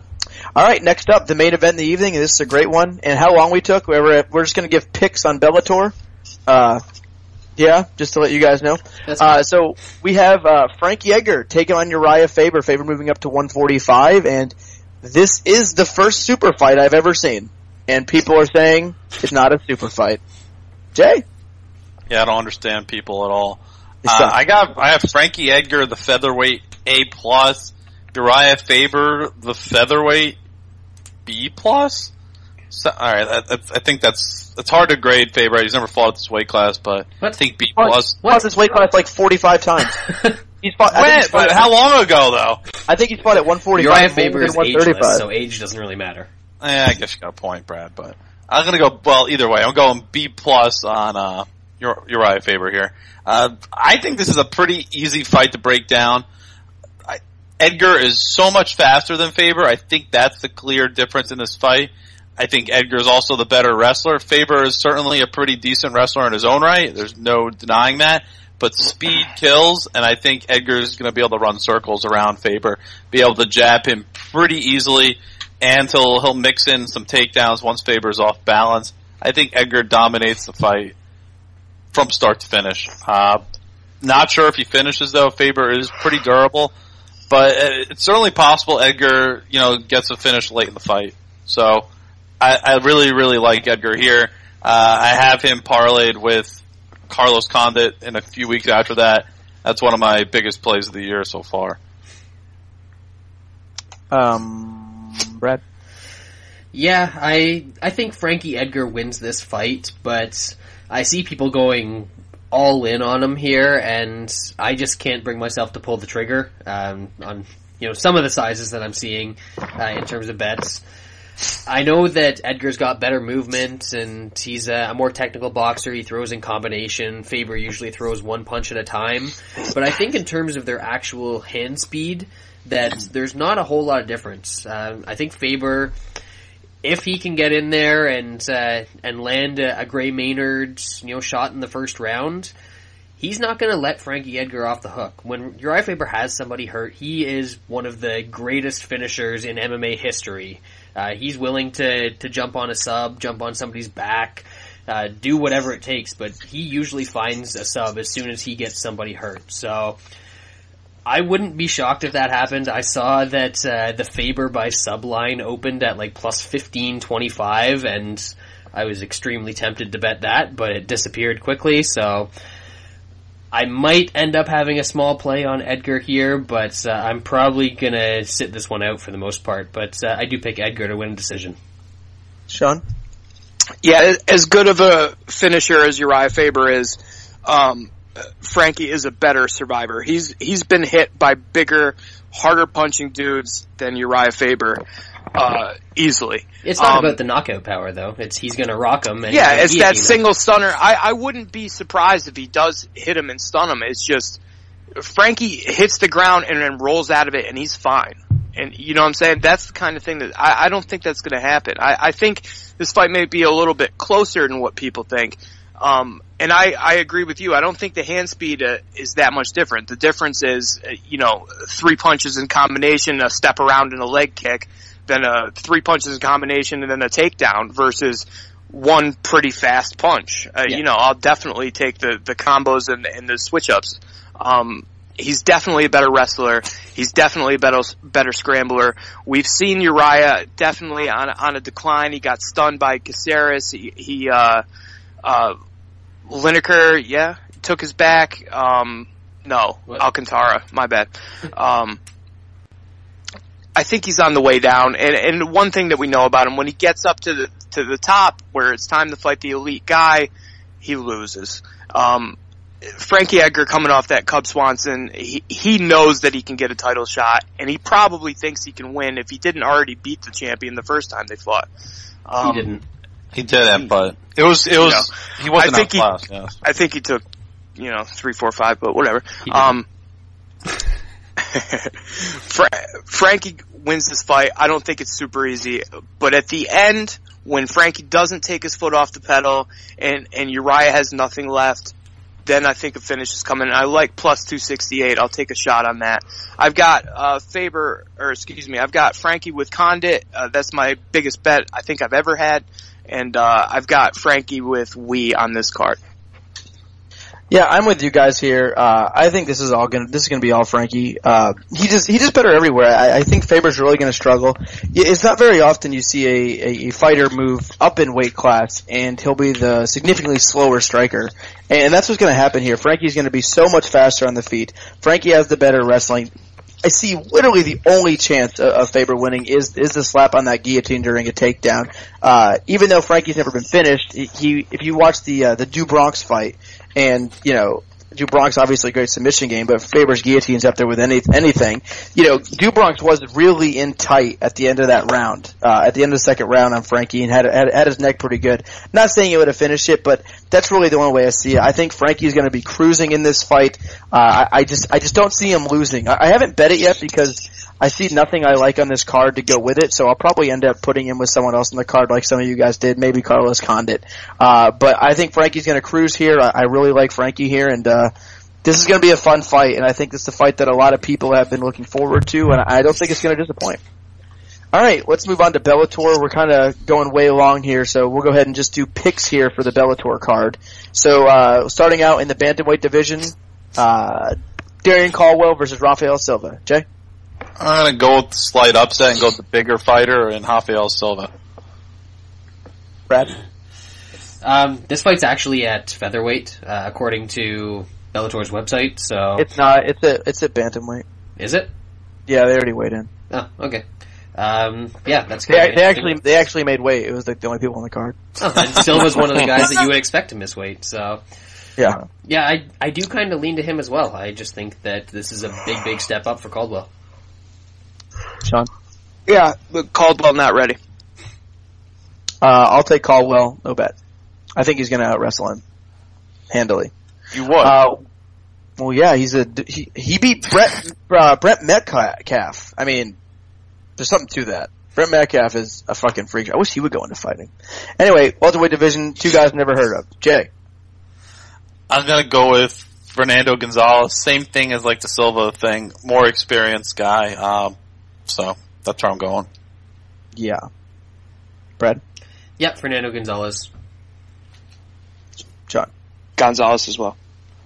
I don't know who these guys are. Bantamweight division, Eduardo Dantas versus Mike Richmond.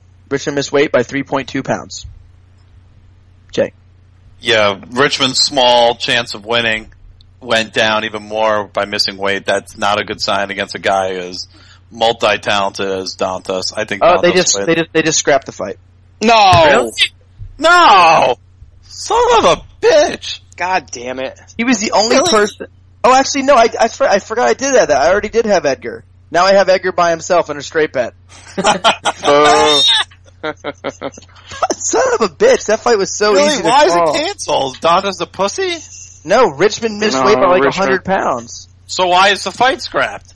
I'm guessing, Richmond said he stopped sweating and was dry. I'm guessing that has to do with what? it. God damn it. So what, you can't fight a guy to catch weight? So Dantas agreed to fight him as long as Richmond didn't come in more than 147 pounds, and Richmond said no. What? I'm not sure. 147 pounds. Yeah, so basically, Wait, 147? Oh, you mean by tomorrow? Yeah, so Yeah. he wanted to make sure that before the fight he would weigh 147 or less. Yes, that he would kill him if that was the case. I was gonna say Bellator had a good card going, so it's probably best if they don't. He's dead. So now I have Frankie Edgar. I have Frankie Edgar straight at minus 460. Boom. I'm gonna boom the hell out of it. Lance Chalk. I'm gonna boom it, son. Alright. Middleweight division. Non-championship fight. Either way, it looks like there's gonna be no champion in Bellator after this fight. If you haven't heard, Halsley will vacate the belt if he wins, which is weird to say that, isn't it? He is the champ, so he wins and he vacates it? I don't get it. He didn't make weight. Well, he signed a title fight and he missed weight, so I've seen it happen before in other Yeah, organizations. so if he wins, there's no champion for Bellator middleweight? Yep. Right. And then he'll That's probably the get a dumbest title thing shot. I've ever heard. That's the dumbest thing I've ever heard. Why not just say it? Why not? I don't get it. That's so stupid. Anyway, yeah, Jay? It doesn't, the weight really doesn't matter to me. Halsey's so much better than Kendall Grove. And Grove's on his way out. Halsey's a pretty good fighter in his own right. Halsey wins. I'm gonna say submission. Yep. Man, I cannot believe they canceled that fight. I hope the Halsey fight gets canceled too. So I want the main event of Bellator's card tomorrow to be Fernando Gonzalez versus Curtis Millen. That'd be so awesome. Brad? Yeah, I think Hall's gonna win, but I think it's gonna be a little bit more difficult than people think, and if I bet anything here, it's gonna be the over 1.5, which is almost even money now. I don't get Done. it. 1 unit, Kendall Grove, plus 500, sub in the third round. Thank you. That's a loss. Halsey, maybe. What if Halsey missed weight on purpose? Why? Why? So he can leave the organization? So So you we can can get paid by Reebok? So he can leave Bellator. Halsey's a great young talent. I mean, and No, they have he's that not. they have that championship. Great, They have Lance? Come on, I don't know about great. They have that championship clause where like you're in prison until you die if you're champion in Bellator. So maybe he did this and then he won't take another title fight and let his contract expire. Right? Nah. That's not the worst idea. That's kind of a stretch, don't you think? Not the worst idea. I mean, I saw a tweet a couple of days ago, someone retweeted that said, this weight cut is too easy. Nice. There's only 2 UFC middleweights in the top 15 that are under 30 years old. So, I mean, maybe you have a point in like 3 years. I mean, Halsey could be like a top 7, 8 middleweight in the world because everybody else is going to be retired. I actually think he's pretty good. Nah. I think he's got good wrestling. I think he's got a decent sub game. I think he's pretty good. He's only 28. You think he beats Tim Bosch? With one hand behind his back. Well, then he's already top 50 in the world. There you go. How about CB Dalloway? No, Lord Clarence Byron Dalloway? He's never been out-grappled. Yeah. He hasn't, has he? No. Even in the fights where he's gotten submitted. Why bother? You could just hit him in the head. He goes down instantly. All right. Shut up, Sean. I'm picking Halsley by just brutality in this one. I think he's going to finish Kendall Grove pretty easily. So that'll do it for this week's show. We're not going to break down Superior Challenge. Wait, are you lining Superior Challenges? Oh, there's lines out already. There was also some organization I've never heard of, too. Cage Warriors. No, just Cage. Just Cage? plain old Cage? Yeah, Wait, they changed the name? No, it's from Finland. Oh. When is Cage Warriors coming back, Brad, by the way? Their CEO, Graham Boylan, left to do something, and they haven't announced a card, or I haven't heard anything from them since. We should ask Brad Wharton, who... Yeah, he writes with us on the site, yeah. So, Brad, let me see this. If I got this right, the main event of Cage is Anton Kuivanen versus GZ? Yes, that's correct. Oh. Is Nicholas fighting? Who? Nicholas Cage? He's been fighting drugs for a long time, Sean. Alright. That'll do it for this week's show. On that note... that'll do it for this week's show. I appreciate everyone listening. Thank you to Five Dimes being our sponsor for this. As you guys didn't hear, Ling Jingliang Li is our consensus bet. Everyone enjoy the fights this weekend. It should be a treat. We'll be back next week. Thank you for listening.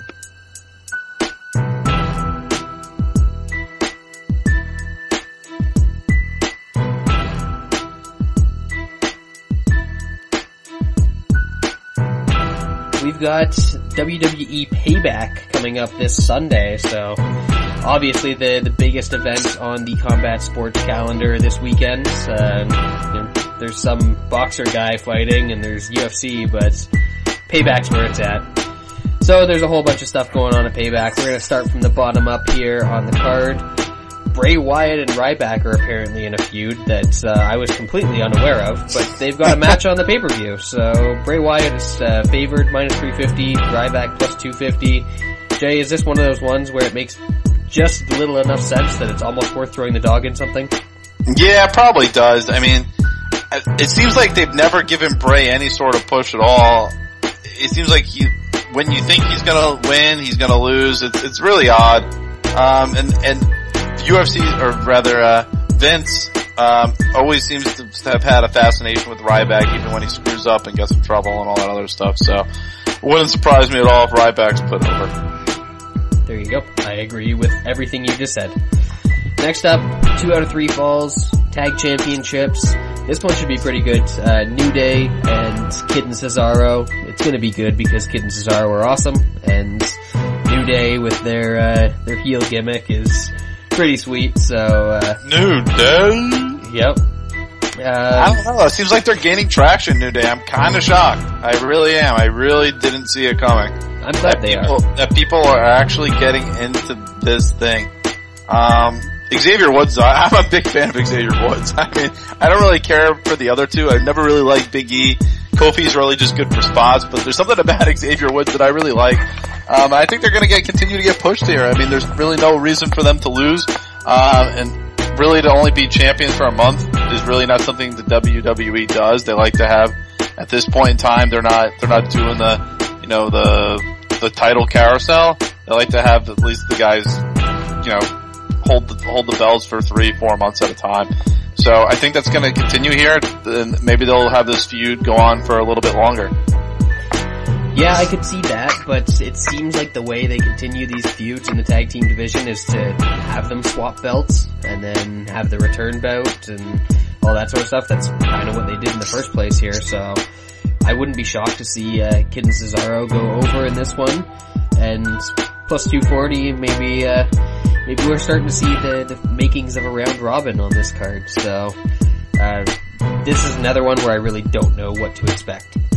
Next one, I do kind of see a clear direction that the promotion's going to go in. Obviously, Ziggler picked up the win as a dog at the last pay-per-view. What was that one called? Extreme Rules? Yeah. because the extreme rule in that one was it was a kiss my ass match. Very extreme. Yep. Anyways, Ziggler and Sheamus doing it again, brother. Sheamus minus 350, Ziggler plus 250. Thoughts? Yeah, this is a great line actually on Sheamus, because there's already talk with Daniel Bryan laying out the Intercontinental title with the injury that Sheamus is going to get the belt.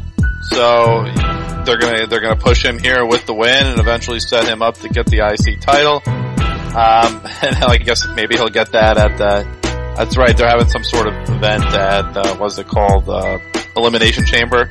I have no idea why they're doing a pay-per-view 2 weeks after, this one. That seems like really, really odd. Something they don't really do, but yeah, I think this is probably the best line on the card given the price. I think it's a lock at minus 350 that Sheamus gets a win. There you go. Well, these just went up, so you'll probably see some movement relatively quickly in them. So if you guys are listening and it's still minus 350, worth a parlay.